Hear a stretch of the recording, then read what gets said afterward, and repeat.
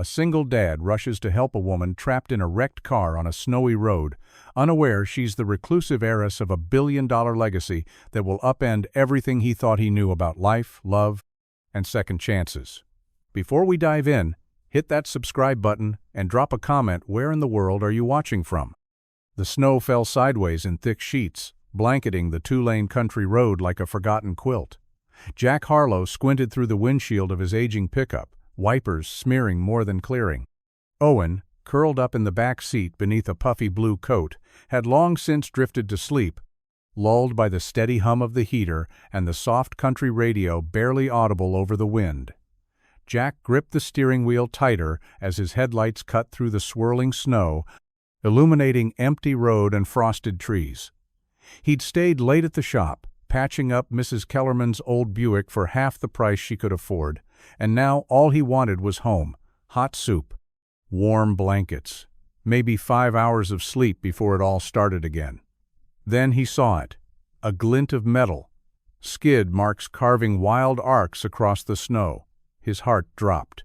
Just ahead, angled into a shallow ditch, was a white SUV passenger side caved in from where it must have slammed into a tree. The taillights glowed dimly, blinking like a dying heartbeat in the storm. Jack pulled over without thinking, killed the engine.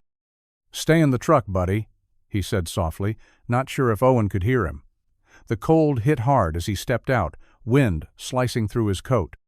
Snow crunched beneath his boots as he jogged toward the wreck. The windshield was cracked, spider-webbed with ice, and the driver's side door hung ajar. "Hello?" he called out, voice nearly lost to the storm. A faint groan answered. He found her slumped over the steering wheel, dark hair spilling across her face, blood tracing a thin line from her temple. She was breathing barely. "Hey," Jack said, gently tapping her shoulder. "Can you hear me?" Her eyelids fluttered. "We've got to get you out of here," he said, reaching for the seatbelt. "Storm's getting worse." She didn't resist. She couldn't. With practiced care, Jack lifted her from the seat, surprised at how light she was, how fragile. She was dressed too thin for this weather-tailored coat, silk blouse, no gloves. Back in the truck, Owen stirred as Jack laid her across the bench seat, tucking his coat around her. "Who's that?" Owen murmured. Jack looked at the stranger he'd just pulled from the snow, her breath fogging the air. "I don't know," he said quietly. "But she needs our help." She was colder than she should have been.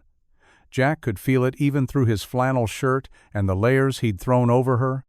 Her skin was pale, her lips edged with blue, and her breath came in thin, uneven draws, shallow, enough to make him glance twice to make sure she was still breathing. Snowflakes melted slowly on her lashes, and a smear of blood had dried just beneath her hairline where she'd likely struck the window. He laid her down gently across the front seat, careful not to jostle her too much. The inside of the truck was already warming, the heater humming against the cold, but it didn't seem like enough. Jack reached behind him and grabbed an old quilt from the back, worn soft from years of use. He wrapped it around her, tucking it close, and turned the heat up a notch. "Dad," Owen whispered, sitting up now, rubbing his eyes. "Is she okay?" "I think so," Jack said, glancing over. "She's hurt, but not too bad. Just needs to warm up." Owen peered at her, brow furrowed. "She's really pretty," Jack almost smiled. Trust a kid to say what everyone else was thinking. He put the truck in gear, tires spinning slightly before catching traction. The storm wasn't letting up, and he knew the nearest hospital was over 40 minutes away, if he was lucky. The back roads were too risky, and the main highway had been closed since early afternoon. His house was 10 minutes up the road, small, warm, stocked with bandages and basic supplies. And it was the only real option right now. The woman stirred beside him, a soft whimper slipping past her lips. "It's all right," Jack said gently. "You're safe." Her eyes fluttered open, unfocused and dazed. For a moment, she stared at him, like trying to remember something. Or maybe trying to figure out if this was real. "Car," she murmured. "Did I?" "You crashed. You're okay now. I pulled you out." She blinked slowly, her voice barely a whisper. "Thank you." Jack gave a small nod, eyes back on the road, hands steady on the wheel. Whoever she was, wherever she'd come from, it didn't matter. Not yet. Right now, she was just a woman in the snow. And he was the only one who'd stopped. By the time Jack pulled into his long gravel driveway, the storm had worsened. The snow whipped across the yard like smoke, piling in drifts against the porch steps. The house was dark, save for the yellow porch light Jack had left on that morning, casting a faint halo through the whiteout. He turned off the ignition, then sat still for a moment, listening to the woman's labored breathing, the tick of the cooling engine, and Owen's quiet voice. "Dad, there's a dog in the back." Jack twisted in his seat. Sure enough, nestled in the rear of the SUV, now parked awkwardly along the shoulder of the road, had been a golden retriever. It must have followed Jack's truck, trotting through the snow as he drove, loyal to the end. "Well, I'll be," Jack muttered. The dog stood outside the truck now, tail wagging in, slow, uncertain sweeps, fur dusted in white. Jack opened the door. "Come on, buddy. Inside." The retriever bounded up the porch steps with surprising energy, then stopped to shake snow all over the entryway. Jack carried the woman inside, one arm beneath her knees, the other at her back, while Owen opened the front door with both hands, like it took all his strength just to budge it. The house smelled faintly of wood smoke, and Cinnamon Jack had left the slow cooker on low, chili warming in the kitchen. He placed the woman carefully on the old leather couch, then threw another log into the wood stove in the corner. Heat pulsed out steadily, wrapping the room in a welcome hush. Owen crouched beside the dog, scratching behind its ears. "What's her name, do you think?" Jack shook his head. "Don't know. She didn't say much. Probably hit her head pretty hard." "She looks like a princess," Owen whispered. Jack looked down at the woman. Her coat was torn, her hair tangled. But even now, unconscious and worn down, there was something poised about her. Elegant in a way you didn't see much in their part of the world. "She might be," Jack said, half to himself. He pulled a blanket over her and stepped back, the silence of the room settling around them. Snow tapped against the windows like a quiet reminder. No ambulance was coming. No cavalry. For tonight, it was just them. The first thing Claire registered was the smellwood smoke, faintly sweet, mingled with something savory and warm. Then came the ache. A dull, pounding throb behind her temple. Her eyes fluttered open slowly, one hand instinctively reaching toward her head.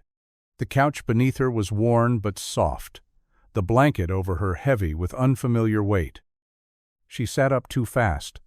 The room tilted, shadows swimming at the edges of her vision. "Easy." The voice came from across the room, low, steady, unfamiliar. Claire's eyes snapped toward the sound. A man stood in the doorway, sleeves rolled up, hair slightly tousled, holding a chipped blue mug in one hand and a first aid kit in the other. He looked like he belonged in this kind of house, rugged and ordinary, with honest eyes and tired shoulders. Claire flinched. Where am I?" "My place," he said, setting the mug down on the coffee table and crouching near her. "You crashed. I found you on Route 9, took you here. Roads were blocked, no way to get through." She blinked slowly, trying to process his words. "My car? In the ditch. Left it there for now. Your dog made it too. He's been curled up by the stove since we got in." Claire turned her head and saw Max, her retriever, snoozing on a worn rug, chest rising and falling peacefully. Relief fluttered through her chest.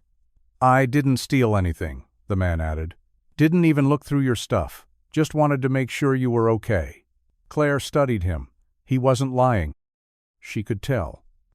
There was nothing calculating about his gaze, just quiet concern. Still, her guard stayed up. Years of boardroom battles, false friends, and prying eyes had taught her to trust no one. "You hit your head," he continued, reaching for the first aid kit. "You've got a decent cut. Can I take a look?" She hesitated, then gave the smallest nod. He dabbed at her temple gently, the antiseptic stinging just enough to remind her this wasn't a dream. "I'm Jack, by the way," he said. "Jack Harlow. And you are—" Claire paused. Her name felt too heavy, Too dangerous right now. Claire. No last name, just Claire. Jack nodded, not pressing. She looked around again, taking in the worn furniture, the flickering stove, and the little boy now peeking in from the hallway. She was far from her world. And for the first time in a long time, she wasn't sure if that was a bad thing. The next morning, the world outside was blanketed in white silence. Snow had piled high against the porch rails, burying the mailbox and swallowing the tire tracks Jack had left the night before. Inside, the warmth of the wood stove pulsed through the little house like a quiet heartbeat, and Claire sat wrapped in the same quilt she'd woken under, staring out the window as the sun rose pale and gold over the tree line. She couldn't remember the last time she'd watched the morning arrive without a meeting waiting, a phone buzzing, or someone expecting her to perform. Here, there was only stillness, and the occasional bark from Max, who had claimed the hearth like a throne. Jack stood at the stove in the open kitchen, sleeves pushed up again, flipping something in a cast-iron skillet. His hands moved with quiet confidencino wasted effort, no show.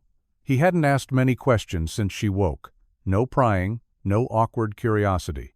He just made her tea, wrapped her ankle when he noticed her limp, and told Owen gently to give her space.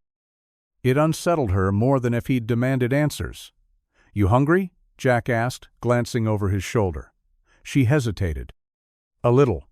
Hope you like eggs and toast. It's what we've got." "I'm not picky," she said, though she wasn't used to anything that didn't come from a curated menu or a high-rise kitchen. Still, the smell was tempting. Real butter, a hint of pepper, something warm and grounding. He set a plate in front of her on the coffee table and sat in the worn armchair across the room, letting her eat in peace. Claire watched him. His flannel sleeves were smudged with grease, probably from working on her car last night, and there was a tiny tear at the shoulder of his shirt. Nothing about him was polished, but there was a steadiness in the way he carried himself, like the world could fall apart and he'd keep hammering it back into shape with his own two hands. "You live here alone?" she asked after a few minutes. "Just me and Owen," he said. "Since my wife passed." She didn't expect him to say it so simply. No bitterness, no drama. Just the truth. "I'm sorry," she murmured. He shrugged. "Life's not fair, but we keep moving." Claire nodded slowly, her eyes drifting to the calluses on his hands. In her world, people wore masks of kindness smiles, sharpened like blades. But this man wore his kindness like skin. It wasn't polished. It wasn't pretty, but it was real. By late afternoon, the snow had eased into a soft flurry, dusting the windows in quiet spirals. Jack had finished splitting the last of the firewood, his boots leaving wet prints across the floor as he stomped inside, brushing snow from his coat. Claire sat at the small kitchen table, cradling a second cup of tea in her hands, watching the steam curl lazily upward like it had nowhere to be. The table was a little wobbly. The chair's mismatchedone had duct tape wrapped around the leg butt, it felt, lived in. Worn not from neglect, but from love. A ceramic rooster sat crookedly in the center, clearly Owen's handiwork, painted in wild streaks of blue and orange. Owen sat across from her, tongue poking out the corner of his mouth as he scribbled in a workbook, his head bent in concentration. Every so often he would ask Jack something like, "How do you spell beautiful?"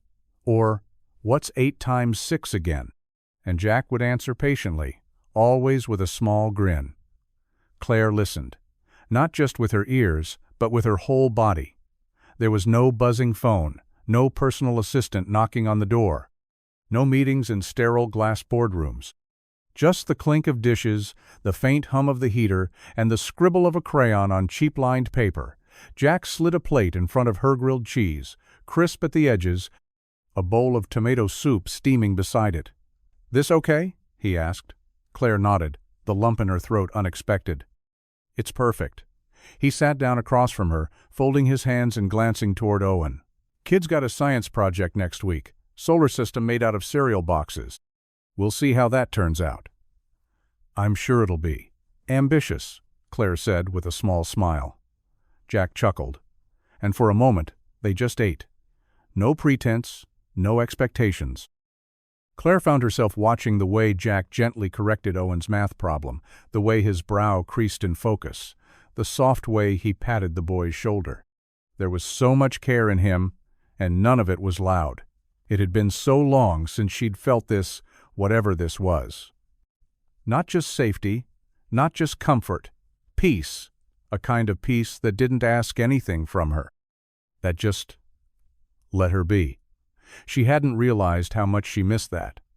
The next morning brought a brittle kind of sunlight, the kind that shimmered off the snow but didn't offer any warmth. Jack scraped the ice from the windshield of his pickup while Claire waited inside, bundled in one of his spare coats that was far too big for her. Max sat loyally at her feet, tail thumping against the floor, while Owen tugged at his boots, already asking if they could build a snow fort after school. Claire hadn't argued when Jack suggested the local clinic. Her head still ached, and the cut on her temple had begun to bruise in purples and yellows. He insisted on getting it, looked at quiet but firm, the way he always seemed to be. She agreed, even though part of her wished she could remain hidden a little longer. The clinic was small, wedged between a diner and a post office, the kind of place where everyone knew everyone. Jack held the door open as she stepped inside, his presence a quiet anchor beside her. The nurse at the front desk looked up, her smile automatic until her eyes landed on Claire. There was a flicker. The kind of pause that meant recognition was catching up to surprise. Claire saw it instantly. She knew that look. The nurse tried to recover, typing something into the computer with trembling fingers. You're here for?" "Head injury," Jack answered. "Minor, but we wanted to be sure." The nurse nodded too quickly. "Of course. Right this way." Claire followed her back, the antiseptic smell tightening her chest. Jack stayed in the lobby with Owen, flipping through a battered sports magazine without really reading it. It wasn't long before the nurse reappeared, eyes wide, cautious. She leaned down toward Jack's chair, voice low. "Do you know who that is?" Jack blinked. "Claire? Claire Whitmore," she whispered, like the name might set something off. "As in Whitmore Automotive. She's on the board of 5 Fortune 500 companies. Her face was on the cover of Forbes last fall." Jack looked past the swinging door toward the exam room, a strange tension pulling across his chest. Claire Whitmore. He'd seen the name in headlines. Heard it mentioned on the radio, maybe? But the woman drinking tea at his kitchen table, helping Owen color planets? He hadn't connected her to that world. He exhaled slowly. Of course she hadn't told him. And now, things suddenly felt different. Jack didn't say much on the drive home. Owen dozed in the back seat, his head resting against Max's soft fur, while Claire stared out the passenger window, the silence between them louder than any storm. The trees flashed by in blurs of white and pine, the road slick but familiar. Jack kept his hands tight on the wheel, jaw set, eyes fixed straight ahead. Claire had noticed the shift the moment they left the clinic. He hadn't looked at her the same way. Not unkind, just distant, guarded, like a door had quietly closed between them. When they pulled into the driveway, Jack cut the engine and sat for a beat too long. Claire turned to him. "I didn't mean to lie." "You didn't lie," he said, still staring at the windshield. "You just didn't tell me." Claire swallowed. "I was trying to stay under the radar. There's been pressure. Back home. People watching. I needed to disappear for a little while. And land in my truck?" She offered a small, tired smile. "Fate, I guess." Jack finally looked at her. His eyes weren't cold, just weary. The kind of weary you didn't get from bad sleep, but from carrying too much for too long. "Look, Claire Whitmore, or whoever you are, I'm not part of that world. I fix cars, I raise my boy, and I try to keep the lights on at a garage that barely breaks even in a good month." "I didn't ask you for anything," she said gently. "I know. That's what makes this harder." He stepped out of the truck before she could respond, quietly lifting Owen into his arms and carrying him inside. Claire followed, the cold biting at her cheeks, the house suddenly feeling smaller, more fragile than it had before. She stood in the living room, unsure whether to sit or speak or leave entirely. Jack returned a moment later, arms crossed. People like you don't just vanish. Eventually, the press finds you. So do the people you're hiding from. Claire nodded slowly. That's true. And I've got a kid to think about. I'd never put him in danger. You might not mean to, but that doesn't mean it won't happen. They stood in silence, the only sound, the low crackle of the wood stove. Jack exhaled, rubbing a hand over the back of his neck. I don't need drama, Claire. I've had enough of it to last a lifetime. She didn't argue. She didn't beg. She just nodded, voice quiet. Understood. But the look she gave him before walking into the spare room said everything else. Sometimes, even when you're not asking for anything, you're still hoping someone will choose you anyway. The next morning, the house was quiet, wrapped in that strange stillness that only comes after an argument no one quite knows how to finish. The snow had stopped, but the sky outside was the color of steel-hanging clouds pressing against the tops of the trees. Jack stood at the kitchen sink, scrubbing out the old coffee pot with more force than necessary. Claire lingered in the hallway, uncertain whether she was welcome or tolerated or somewhere in between. Can we talk? She asked softly. Jack didn't look up. Go ahead. She stepped into the kitchen, arms crossed tightly over one of his flannels. It swallowed her, sleeves rolled several times, but she looked steadier this morning. Tired but less like she was running. I need you to promise me something, she said. Jack dried his hands on a towel, finally meeting her eyes. Depends what it is. Claire took a breath. Please don't call anyone, not the media, not the police, not anyone who might leak where I am. You think I'd do that? I think you have every reason to, she said carefully. And I wouldn't blame you. Jack leaned back against the counter, arms folded. You said you're not in danger. Not really. So what are you hiding from? Claire looked down at her hands, fingers twisting the fabric at her wrist. A man who doesn't take no for an answer. A company that stopped feeling like mine a long time ago. And a world where I don't get to breathe unless I'm smiling for a camera. Jack was quiet for a moment. Then, that's not the same as being in danger. It is, she said. Just a different kind, the kind that slowly eats at you until you forget who you are. He studied her, weighing something in his mind. Then he sighed, rubbing a hand over his jaw. I won't call anyone, he said finally. But I've got Owen to think about. One sign of trouble and you're gone. No questions. Claire nodded, relief softening her shoulders. Deal. Jack turned back to the coffee pot, pouring the first cup with practiced ease. He slid it across the counter toward her without a word. Claire took it, their fingers brushing for the briefest second. A deal made in silence, but one that mattered more than anything spoken aloud. The days passed slowly, the snowbanks shrinking under a weak winter sun that finally began to show its face. The roads started to clear, the icicles hanging from the eaves dripped steadily, and the town beyond Jack's driveway began to stir back to life. But inside the little house, something else was thawing, something more complicated. Claire had settled into the rhythm of Jack's world, but she didn't belong to it, not really.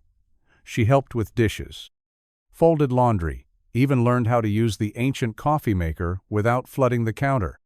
But Jack could see it in the way she looked out the window a little too long, or the way her phone remained powered off in the drawer by the stove, untouched but not forgotten. She was waiting for something. Or maybe for someone. Jack didn't ask. He didn't want the answers. Still, the silence between them had changed. It wasn't hostile, not exactly.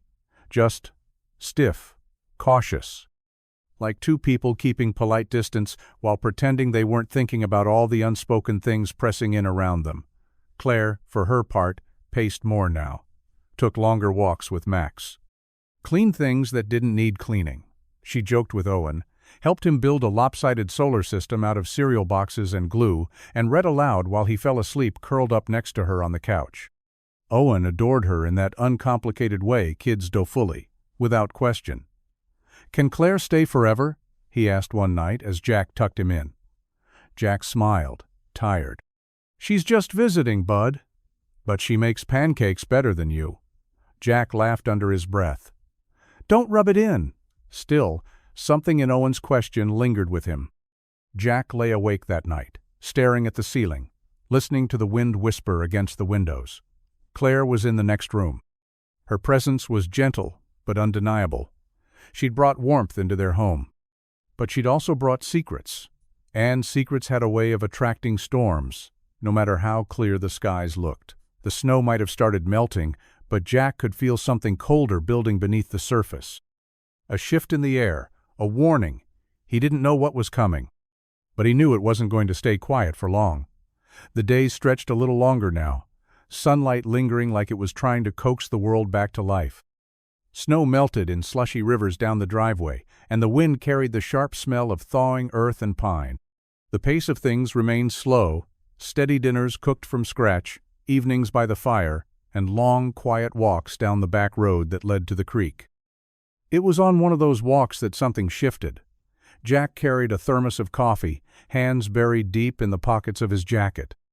Claire walked beside him, Max trotting ahead, nose low to the ground. They didn't speak much at first. It was the kind of silence that felt not awkward, not strained, just comfortable. The air between them held a kind of understanding that didn't need to be spelled out.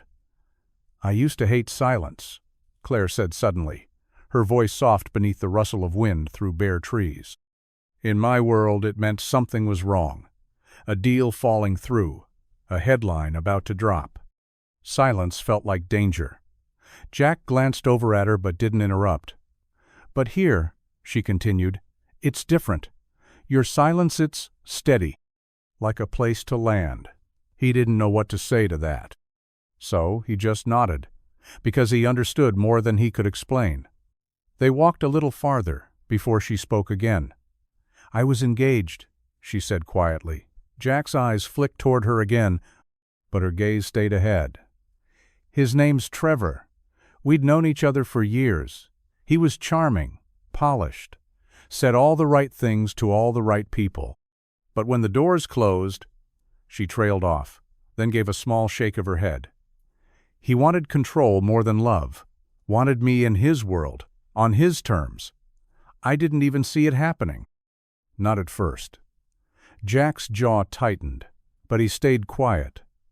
"I tried to leave last year. He made sure I couldn't. Lawyers, contracts, board votes. My name's on everything, but somehow I own none of it." Jack stopped walking, turning to face her. "You ran," he said. Claire nodded. "For the first time in my life."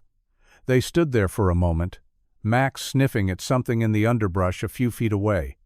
Claire's breath was visible in the cool air, but her eyes were steady now. "Open.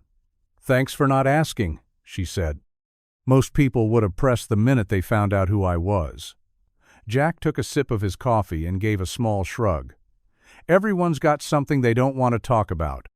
Doesn't mean they don't need someone to listen when they finally do." A small smile tugged at her lips, and in that quiet moment between the trees, something softened. Not a confession, not a promise. Just the beginning of trust. Sometimes, that's all you need. The bell above the garage door gave its usual half-hearted jingle as Claire pushed through it. Sleeves rolled, and determination already written across her face. Jack looked up from beneath the hood of an old Dodge pickup, eyebrows raised. "I told you, you don't have to be here," he said, wiping his hands on a shop towel. "I know," Claire replied, tossing her coat over the chair in the corner. "But I want to be." Jack didn't argue. He'd learned by now that Claire had her own kind of stubborn. The quiet kind. Not loud or demanding, but persistent in a way that made ignoring her feel like a lost cause. Her first day in the garage had been a bit of a disaster. She'd dropped a wrench on her foot, spilled oil across the concrete, and nearly knocked over a shelf full of spark plugs.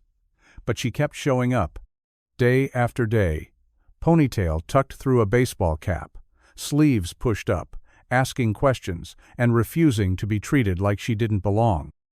Jack started teaching her the basic show, to check an oil filter, how to listen to the hum of a struggling engine, how to find rhythm in the work, and Claire, she paid attention. She wasn't fast, but she was sharp, focused. She laughed more, too. Really laughed. Not the polite, hollow kind he imagined she used at boardroom dinners. This was the real kind. The kind that came from slipping on a grease stain and landing on her backside, then laughing until she cried while Jack stood over her, shaking his head with a half-smile. "You know this isn't exactly corporate training," he joked one afternoon as she attempted to pry off a rusted wheel nut. Claire grunted, giving the wrench another twist. "Trust me, this is better. No one here's trying to stab me with a fountain pen." Jack chuckled. Low bar. But the truth was, she belonged here more than either of them had expected. Not because she knew engines or liked the smell of motor oil, but because she fit in the rhythm, in the space. At lunch, they ate sandwiches on the back step, Max curled up nearby, the sun warming their faces. Owen would stop by after school, hands already reaching for Claire's before he even said hello. Jack didn't say it out loud, but he felt it. The garage, his world, had always been full of noise. Tools clanking, engines revving, radios humming. But with Claire around, it had something new, laughter, and he realized he hadn't missed-eyed, just forgotten what it sounded like. The house was wrapped in the kind of stillness only winter could bring. Outside, wind whispered through the trees, brushing snow from the branches in soft thumps. Inside, the fire in the wood stove had burned down to glowing embers, casting faint orange light across the walls. Jack lay in bed, one arm tucked beneath his head, listening to the familiar creaks and sighs of the old house settling in the cold. Then he heard it, not loud but enough. A sound sharp with fear, muffled like someone trying not to be heard.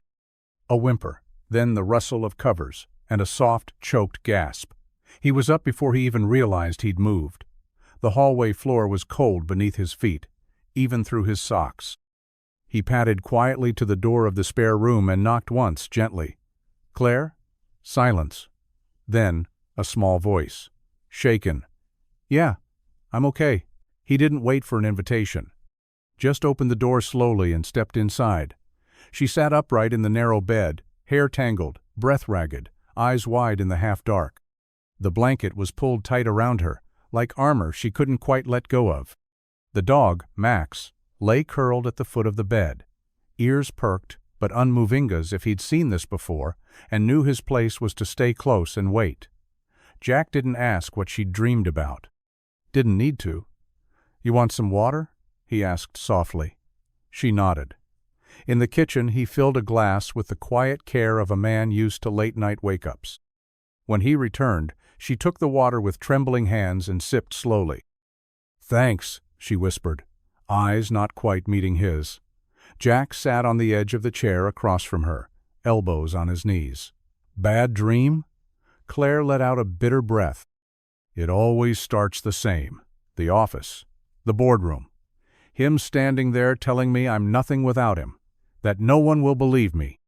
That I'm just a name on a piece of paper." Jack didn't flinch, didn't rush in with reassurances or empty comfort. He just said, "You're not." She looked up, eyes shining. "You're not just a name. And you're not alone." The fire crackled faintly from the other room, the warmth reaching even here, into the edges of something cold inside her. Jack stood after a while, nodding toward the door. "If it gets bad again, just knock. Doesn't matter the hour."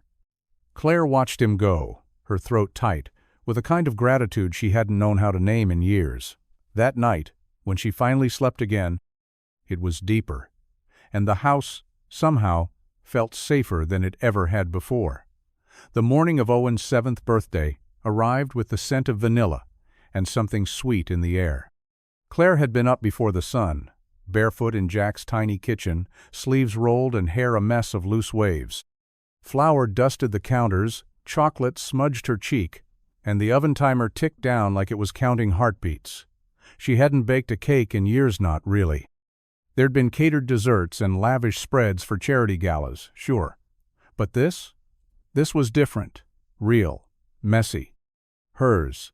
Outside, Jack strung up a simple banner across the back fence, "Happy Birthday, Owen," in blocky blue letters.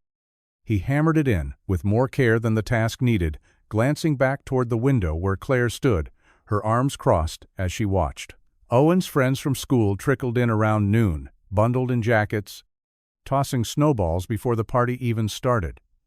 There were paper hats, hot dogs on the grill, and a beat-up old radio playing classic rock while Max wove between kids, tail wagging nonstop. The backyard looked like something from another time. No bounce house, no entertainers. Just laughter and cold noses and muddy boots. Claire came outside with the cake balanced in her handsaw, little lopsided, icing imperfect, candles jammed in wherever they'd fit. But Owen's eyes lit up like it was made of gold. "You made that?" he asked wide-eyed. She nodded, smiling. "From scratch." "It's awesome!" he shouted, already gathering the kids around. Jack stood off to the side, arms crossed, watching Claire as she watched them. Her smile flickered, sometimes never fully fading, but never fully reaching her eyes either. He saw it in the way she held her arms tight to her chest when the kids sang, and how she stepped back just a little when Owen hugged her. She was there, but not all the way. Later, when the party had thinned and the sun dipped low behind the trees, Jack found her sitting alone on the porch steps, fingers stained with chocolate frosting, gaze distant. "You okay?" he asked, easing down beside her. She nodded, staring at the empty chairs and half-deflated balloons. It was perfect. "You did good." Claire smiled, quiet. "I think this is the first time I've felt like I gave someone something that mattered. Not a donation, not a product launch, just cake, joy." Jack looked at her, really looked, and for the first time he saw not just the woman who had crashed into his life, but the one who, deep down, still wasn't sure she deserved to stay. It started with a whisper. Jack was closing up the garage for the day, hands slick with grease, radio playing low in the background. The bell above the door jingled as someone from town dropped off their rusted-out Ford for a brake job, but their greeting came with an edge of curiosity he didn't like. "Busy day?" the man asked, trying too hard to sound casual. Jack nodded. "Always is." The man lingered. "Heard we've got ourselves a celebrity in town. That true?" Jack froze. The rag in his hand went still mid-wipe. "What are you talking about? Someone showed me an article. Said Claire Whitmore's hiding out around here. You know, that auto heiress? There's even a picture. Looks a lot like her standing outside the clinic, bundled up in some old coat." Jack didn't answer, didn't need to. His silence said enough. The man gave a short, awkward laugh. "Guess the media circus won't be far behind, huh?" When he left, Jack stood there for a long moment, the hum of the heater suddenly deafening. By the time he pulled into the driveway that evening, the sky had turned a bruised kind of gray, the kind that promised more snow. Claire was on the porch, wrapped in a blanket, Max curled at her feet. Her phone was in her hand charge now, turned on. She didn't look up as he climbed the steps. Just held out the phone in silence. On the screen was a tabloid headline, big and shameless. "Heiress on the run. Claire Whitmore spotted in small. Town snowstorm below it." A blurry photo of her at the Cliniches, tired, hair pulled back, Jack just out of frame behind her. Jack stared at the image, jaw tight. "They found me," Claire said quietly, as if saying it out loud would make it more real. "Someone must have leaked it. Maybe the nurse. Maybe someone saw me leaving with you. I don't know." Jack didn't respond. He stepped back, hands on his hips, staring at the ground like it might offer answers. Claire's voice broke the silence. "I should go." "No," he said quickly. Then, softer. "Not yet." But they both knew what this meant. Peace never lasted long when your name was currency. And now, the world outside their quiet corner had found its way in. The black SUV rolled into Maple Hollow like it didn't belong, shiny, spotless, and silent as a shadow. It parked across from the town diner, tinted windows hiding its passengers from the handful of locals who paused mid-conversation to watch. Nothing that polished ever showed up here unless something bad was about to follow. Jack spotted it from the bay window of the garage. His stomach tightened before he even saw the man step out, tall, impeccably dressed, the kind of tailored coat that cost more than Jack's monthly mortgage. His hair was slicked back with precision, shoes spotless despite the slush. He didn't look at the town, he looked through it, like he already owned it. Claire's ex, Trevor Langford. Jack had seen his face once, months ago, in a magazine Owen had been coloring on.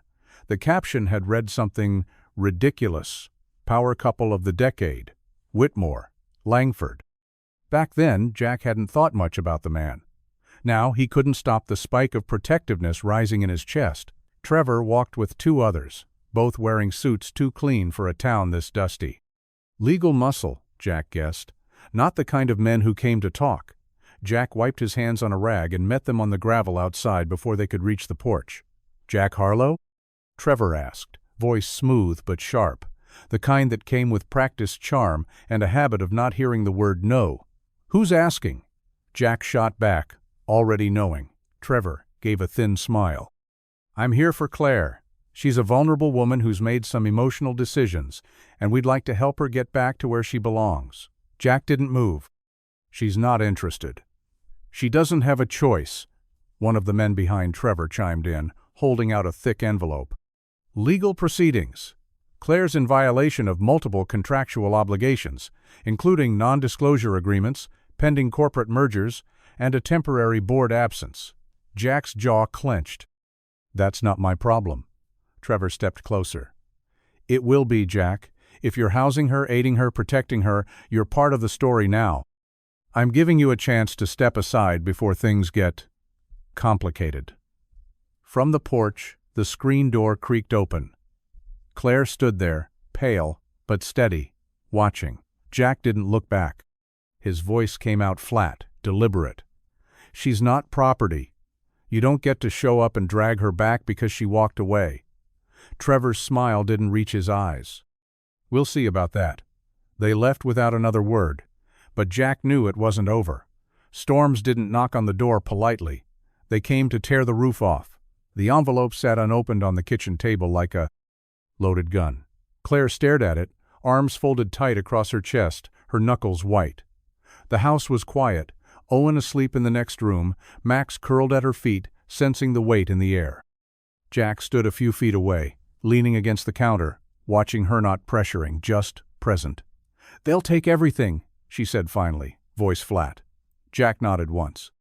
"They said as much. They'll strip my shares, lock me out of the board, freeze my accounts. My name will be a footnote in the company my grandfather built from the ground up." Her eyes met his, wide and shining.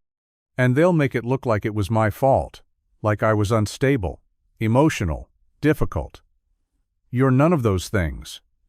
"I am to them," she said bitterly. "To Trevor. The second I stopped playing nice, I became a liability." She sank into the chair like the fight had gone out of her. Jack wanted to reach for her, but he didn't. Not yet. "They said if I return quietly, sign a few statements, show up at one gala to prove I'm still committed, they'll make it all go away. No scandal, no lawsuits. Just a gentle return to the life I worked for." "But not the life you want." Claire didn't answer. "I'd have money again," she said after a while. "Stability, influence. I could keep funding the foundation. I could—" "But you'd be his," Jack interrupted, voice steady but hard. Again, she flinched. "He doesn't love you, Claire. He owns you, or at least, he thinks he does." Claire closed her eyes, the silence between them, pressing in heavy and sharp. "I'm tired of fighting," she whispered. "I know," Jack said quietly. "But if you give up now, you'll be tired for the rest of your life." She looked at him, something raw and unguarded in her expression. "And if I stay here? What then?" Jack didn't have an answer. He wasn't offering her a mansion, not even a clean slate, just a tiny house, a warm fire, a boy who adored her, and a man who was learning to. Freedom came at a cost. So did safety, and Claire had to decide which one she could live without. The fire crackled low in the wood stove, casting a soft, flickering light across the living room. Outside, the wind had picked up again, rattling the windows just enough to remind them how fragile warmth could be in a place like this. Claire sat curled into the corner of the couch, her knees drawn up, a mug of lukewarm tea resting against her palm. Jack stood at the hearth, poker in hand, stirring the embers without urgency. He hadn't spoken much since she told him about the ultimatum. Not in a cold way, just quiet, thoughtful, like he was carrying something too heavy to set down in a single breath. "I didn't think it would matter this much," Claire said finally. "That I'd have to choose between who I am and what I want." Jack set the poker down slowly. He didn't turn around. "It always matters," he said. Claire looked at him, studying the tension in his shoulders, the way his jaw set like he was holding something in. "What about you?" she asked gently. "What did you have to choose?" Jack was quiet for a long time.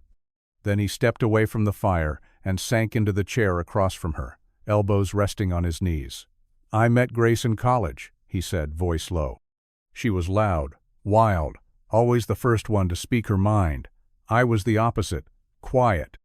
Took me 6 months to work up the nerve to ask her out." Claire listened, silent, heart already aching at the tenderness in his voice. "We got married young, moved back here when her dad passed. Took over the garage together. She got pregnant with Owen 2 years in.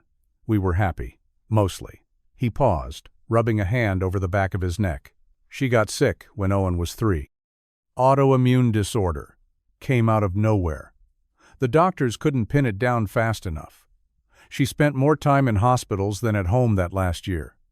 Claire's throat tightened. "I'm sorry." Jack nodded, eyes fixed on some distant point beyond the room. "I watched her fight every day, and I couldn't fix it. Me, the guy who can fix anything with a wrench and duct tape, I couldn't stop the one thing that mattered." He finally looked at her, his voice raw. "After she died, I promised myself I'd never let anyone in that deep again, because losing her almost broke me, and Owen, he deserves steady, simple, not more loss."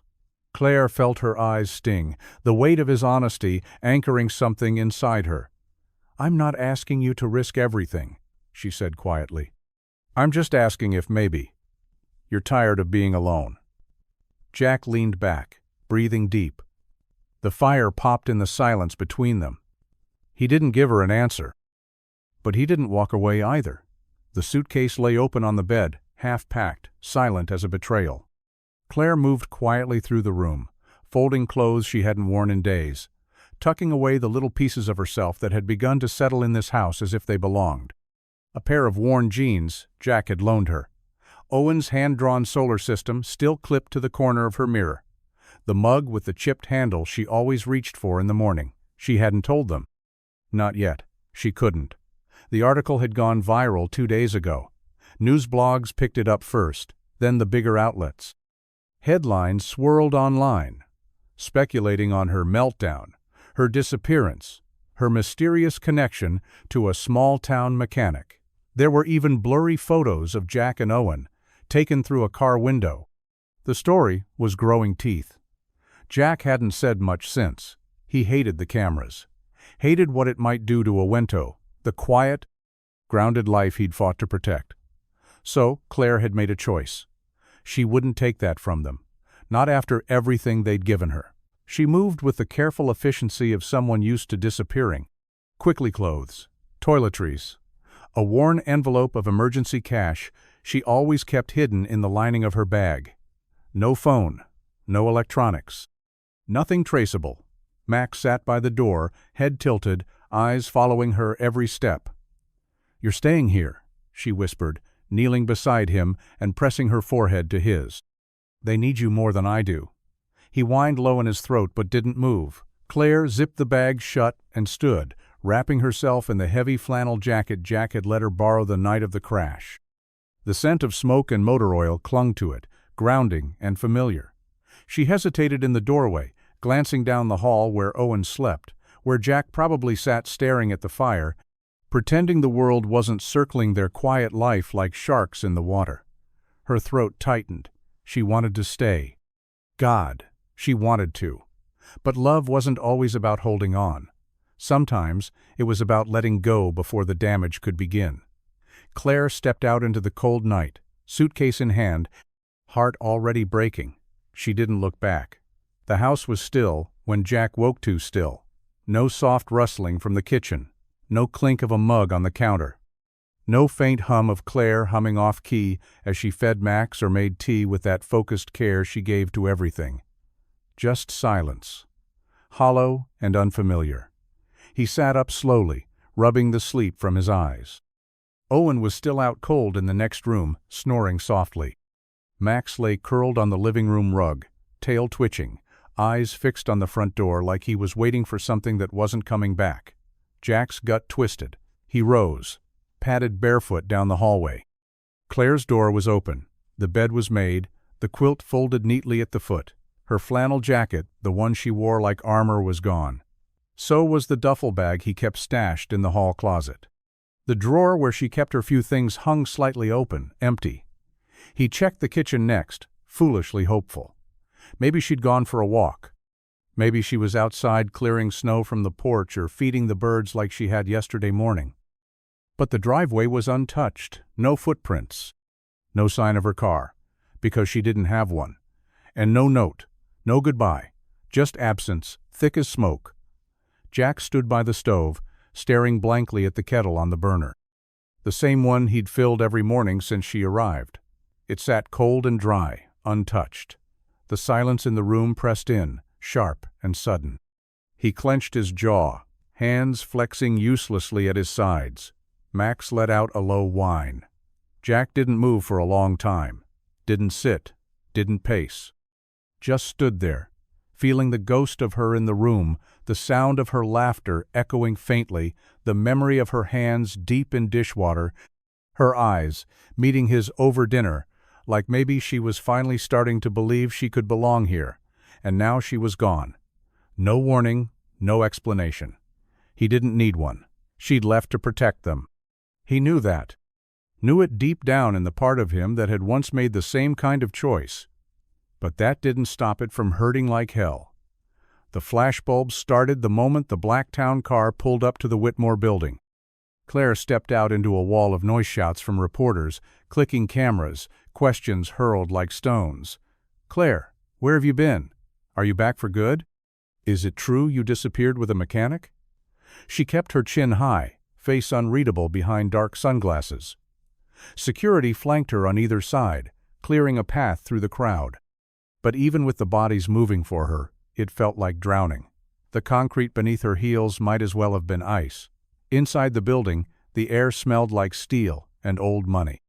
Polished marble floors, glass walls, everything pristine and sterile. Claire moved like a ghost through the lobby she used to own. People stared, some with pity, some with curiosity, a few with the careful blankness of those trying not to get involved.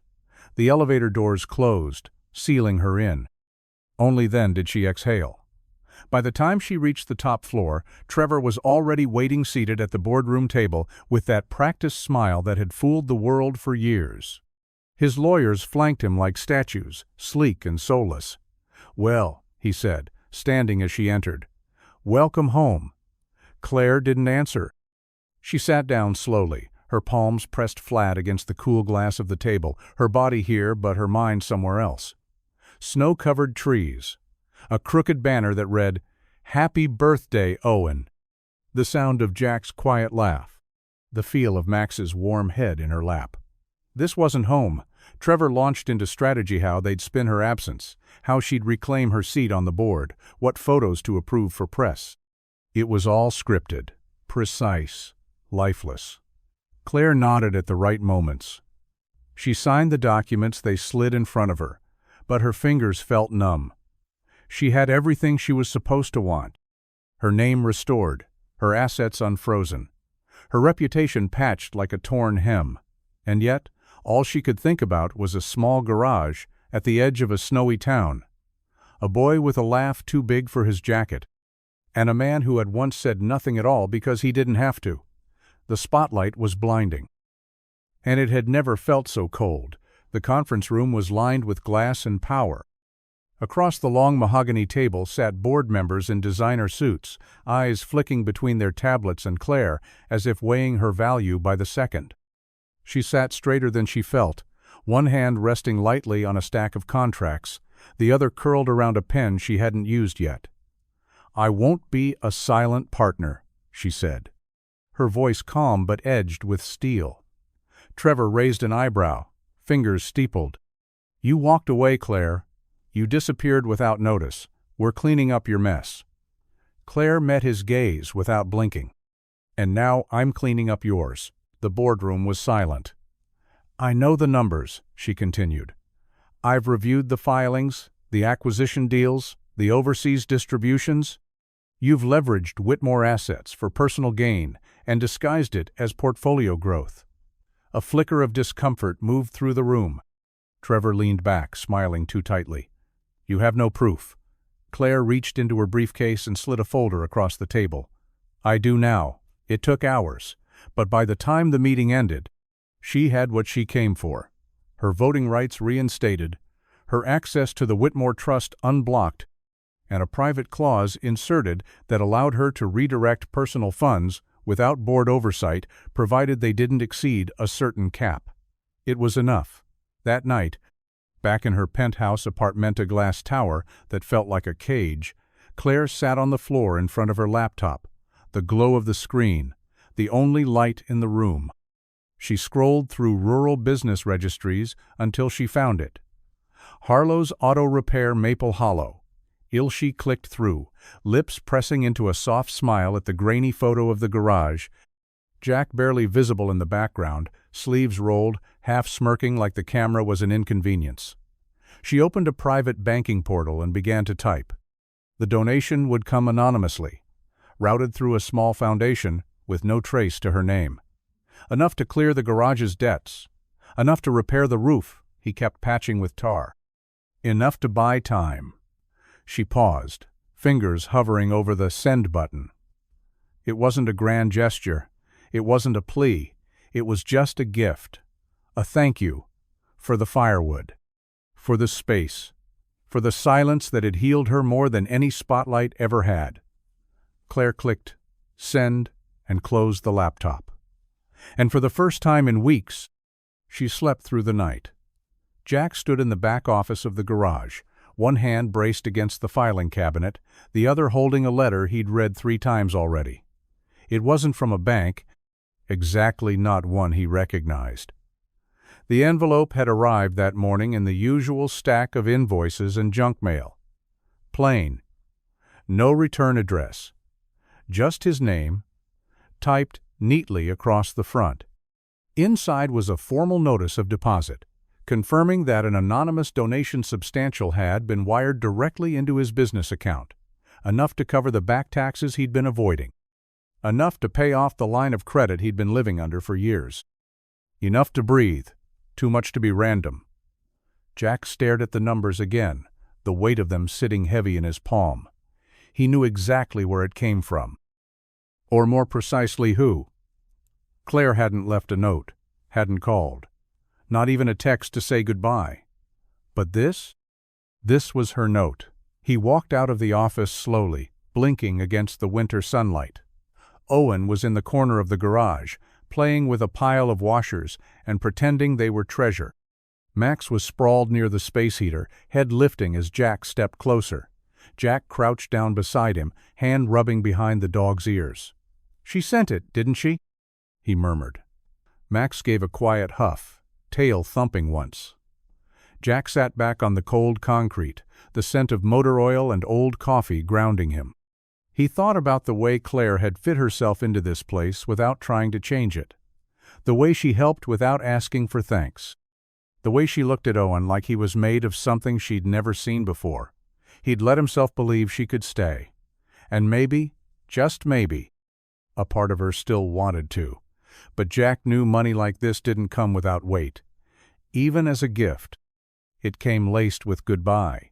Still, he couldn't bring himself to send it back, because the garage had always been his way of surviving, and maybe, just maybe, this was her way of saying she wanted him to do more than just survive.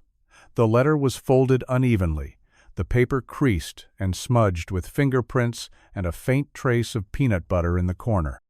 Written in crooked crayon lines, half block letters, half guesswork, it was tucked carefully into an envelope with a single forever stamp and Claire's name scrawled across the front in bright red. Just Claire. No last name, no address. Only the return line. Owen Harlow, Maple Hollow, IL. Jack found it sitting on the kitchen counter one evening after dinner, right beside a half-eaten apple and a stack of Owen's drawings. He picked it up, frowning gently as he read the cover. "What's this?" Owen looked up from where he was sprawled on the floor with Max, coloring in the planets of his cardboard solar system. "It's for Claire." Jack raised an eyebrow. "You don't have her address." "I know," Owen said simply, like it didn't matter. "But the post office will figure it out. They always do in the movies." Jack sat down slowly, sliding the envelope open. Inside, the letter read, "Dear Claire, are you okay? We miss you. Max misses you a lot. He keeps sleeping by the door. Dad pretends he doesn't miss you, but I think he's lying. He made pancakes, and they were not as good as yours. I got a B+ on my space project. You would have liked it. Please come back soon. Or at least write back. Love." Owen Jack stared at the page for a long time, his throat tightening with every line. The handwriting wobbled. Some words were backwards, others misspelled. But the message was perfectly clear. He swallowed hard, blinking down at the final line. "Dad pretends he doesn't miss you, but I think he's lying." He folded the letter back up carefully, slid it into the envelope, and sealed it without a word. The next morning, Jack walked Owen to the post office and let him drop the letter into the mailbox himself. The boy grinned up at him, proud and certain. "She'll get it," Owen said. Jack didn't answer, but as they walked back through the snow, his hand never left the boy's shoulder. The bus pulled into Maple Hollow just after sunset, its engine groaning like it resented the cold. Claire stepped off slowly, boots crunching against the slush-packed curb. She wore no designer coat, no sunglasses to hide behind. Just a knit hat pulled low over her ears, a duffel bag slung over one shoulder, and a worn scarf that still smelled faintly of Jack's wood stove. The town looked the same. The corner diner still glowed with warm light, its windows fogged up from the heat inside. The gas station sign flickered like always. Snowbanks lined the sidewalks, gray at the edges. People walked past her without a second glance, bundled in flannel and denim and purpose. It felt honest, quiet, real. She'd missed that more than she knew how to say. Claire walked the half-mile to the garage, her breath rising in little clouds. She hadn't called ahead. She didn't want an audience, didn't want to be expected. She just needed to be. When she reached the shop, the bay lights were still on. She could hear the clank of metal and the low buzz of a radio playing something old and familiar. Jack was under the hood of a Chevy, back turned, sleeves rolled, grease smudged along his forearm. She stood in the doorway for a long moment, just watching. He didn't notice her at first, and when he finally did, it wasn't dramatic. He just froze. Slowly he straightened, wiped his hands on a rag, and looked at her. Not like he didn't recognize her, but like he didn't trust that she was real. "I thought you were gone," he said quietly. "I was," she replied.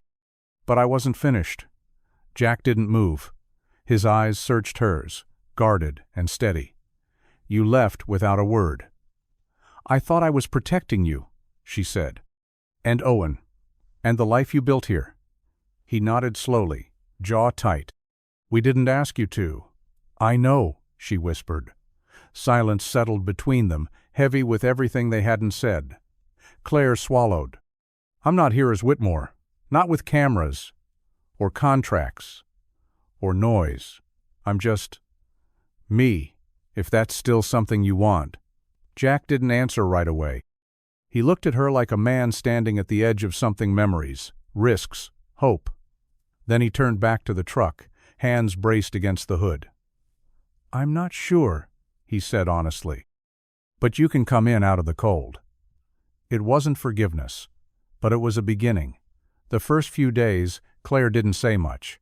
She showed up each morning just after sunrise.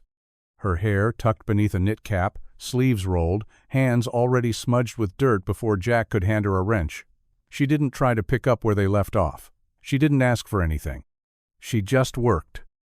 Jack watched her from across the garage as she organized the cluttered shelves without being asked, wiped down tools he hadn't used in months, learned the difference between a timing chain and a drive belt with quiet determination. She burned her hand once on a hot engine block and didn't curse, just shook it out, bandaged it herself, and went right back to work. Owen, of course, accepted her return like no time had passed at all. "Claire fixed my model rocket," he bragged at school. She helped him with his math homework after dinner, walked him to the school bus when Jack opened early, made pancakes in the shape of dinosaurs that somehow looked more like dinosaurs than any Jack had ever managed. Claire laughed more now real, open laughter that curled through the house and softened the edges of everything. Even Max had returned to his place by her side like she'd never left. Jack tried not to notice how she hummed while sweeping the garage floor, or how she leaned her head against the porch post at night when the stars came out, or how she still cooked too much food at dinner, like she was afraid there wouldn't be enough. But he noticed anyway. She patched the hole in the chicken wire fence behind the house, organized the toolbox he'd meant to clean out for 2 years, brought coffee in the mornings and never took the last cup, always left the light on if he worked late, never pushed, never asked for more than what he was willing to give. One evening, after Owen had gone to bed and the house had gone still, Claire stepped out onto the porch where Jack was stacking firewood. "You don't have to let me stay," she said quietly, "but I'm going to keep showing up until you tell me not to." He looked at her, tired and worn and maybe a little more whole than he'd felt in a long time. "I haven't told you yet, have I?" "No," she said, a small smile playing at her lips. "Then I guess you'll be back tomorrow." And she was.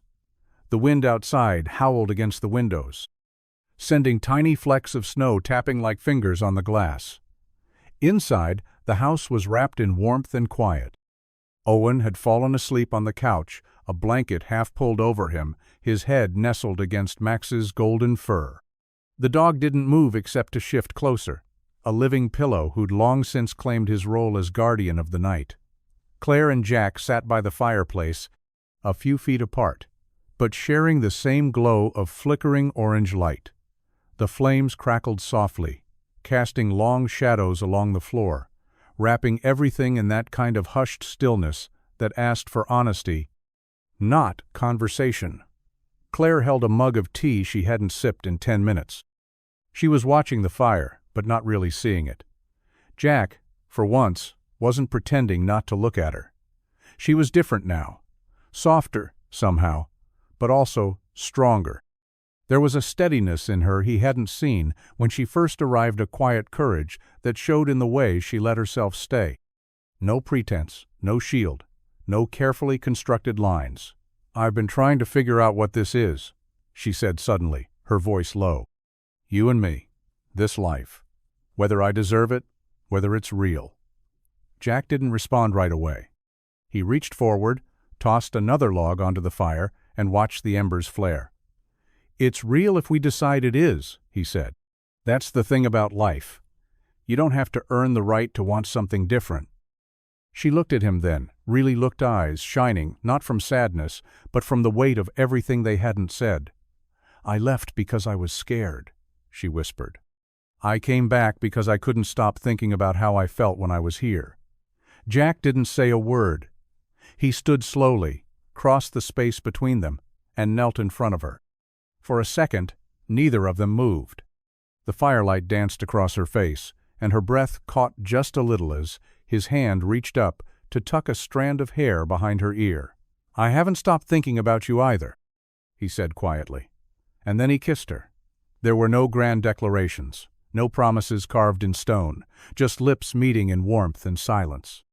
A breath drawn in, and finally, let go.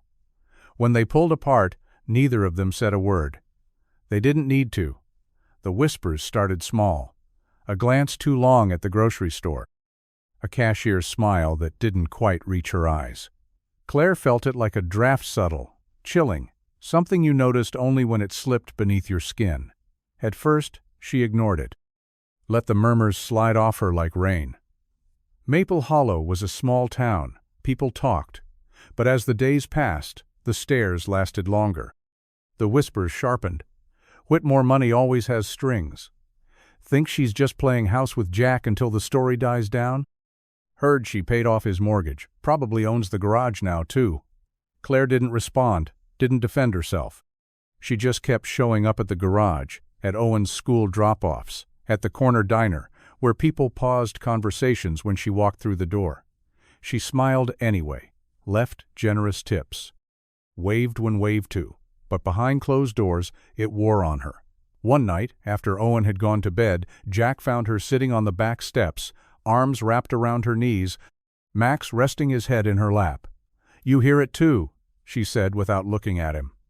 Jack leaned against the porch rail, arms folded. "I do. I thought if I came back quietly, if I just lived like anyone else, it would fade. This town remembers everything," he said. "Sometimes longer than it should." She turned to him, eyes shadowed by something deeper than just worry. "I'm not trying to change this place, or you, or Owen. I'm just trying to belong, without having to prove I'm not the headline." Jack didn't answer right away. He stepped down beside her, sitting on the step, knees brushing. "I know who you are," he said. "I knew before the papers, and I know what kind of person you've been since you walked through my garage door." She looked at him, eyes searching. "But do they?" "They will, eventually. What if they don't?" Jack met her gaze, steady and sure. "Then I'll stand beside you anyway." It wasn't a fairy tale promise. It didn't erase the doubt or silence the rumors. But in a world where most people believed what they read in ink and pixels, Jack believed in what he saw with his own eyes. And that was worth more than all the whispers in the world. The county fair was already in full swing by the time they arrived. Bright lights blinking against the twilight sky. The scent of kettle corn and hay bales thick in the air. Music played from tinny speakers near the tilt-a-whirl, and laughter echoed from the ring-toss booth where someone had just won an oversized stuffed bear. Owen ran ahead, his little legs flying as he pointed to every ride, every booth, every blinking sign. "Can we do the Ferris wheel first?" he shouted, already halfway to the ticket line. Jack chuckled, reaching out to catch Claire's hand before she could follow. She looked at him, a question in her eyes, and he gave her a look so soft, it melted something in her chest. "You okay?" he asked. Claire nodded slowly. More than okay. It wasn't the kind of place she'd grown up visiting. There were no VIP tents, no curated photo ops, no sponsors or brand ambassadors. Just dirt beneath her boots, music in the distance, and the laughter of a boy who felt like he belonged to her in all the ways that mattered. They rode the Ferris wheel, first Owen in between them, gripping both their hands, grinning wide as they rose above the fairgrounds. From the top, the whole town looked like something out of a storybook. Lights blinking like fireflies. The church steeple in the distance. The garage just barely visible past the treetops. Claire leaned into Jack as the car swayed slightly, and he wrapped an arm around her shoulder without hesitation. They played games after that. Claire lost miserably at the milk bottle toss, but beat Jack at the water gun race, much to Owen's delight. They shared funnel cake, powdered sugar catching in the corner of Claire's smile. Jack stole a bite and got scolded playfully. Owen dragged them to the petting zoo, where Max, who'd insisted on tagging along, nearly started a standoff with a goat. By the time the fireworks lit up the sky, Claire had one arm around Owen, the other around Jack. They stood together near the edge of the fairgrounds, faces lit by bursts of gold and red. She didn't feel like an outsider. She didn't feel like an heiress playing pretend. She felt like someone who'd stopped running. Owen leaned into her side and said softly, "This is the best day ever." Jack glanced at her and smiled. "Yeah, it really is." And for the first time in a long, long time, Claire believed it.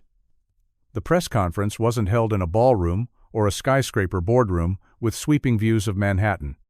It wasn't streamed on a stage with branded backdrops or rows of corporate investors nodding in rehearsed approval.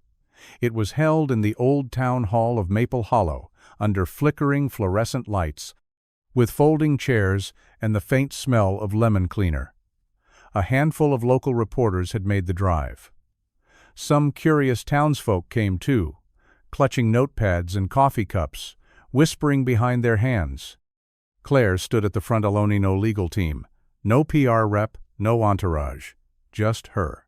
She wore a simple blazer over jeans, her hair pulled back, calm, clear-eyed. "Thank you all for being here," she began, her voice steady. "I know some of you expected something more polished, more dramatic. But that's part of the reason I'm standing here today." The room was quiet. Cameras clicked softly. "My name is Claire Whitmore.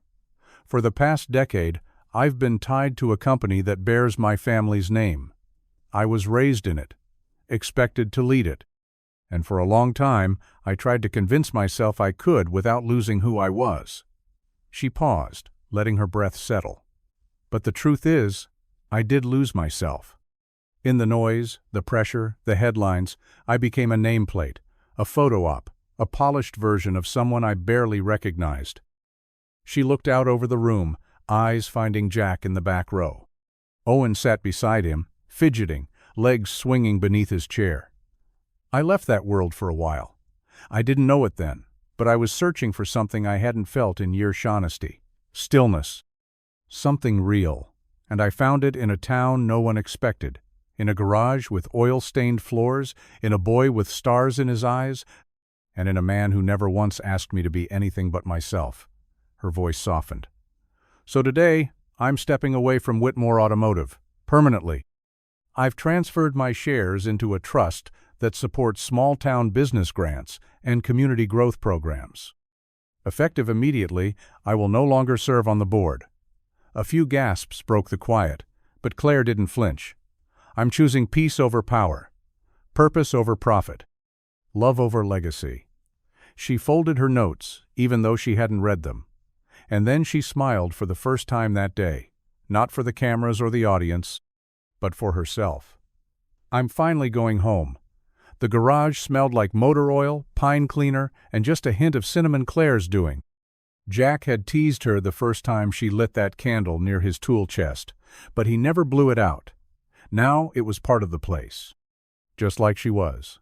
She stood near the workbench, wiping her hands on a rag, grease smudged along her jawline, hair twisted up in a messy knot.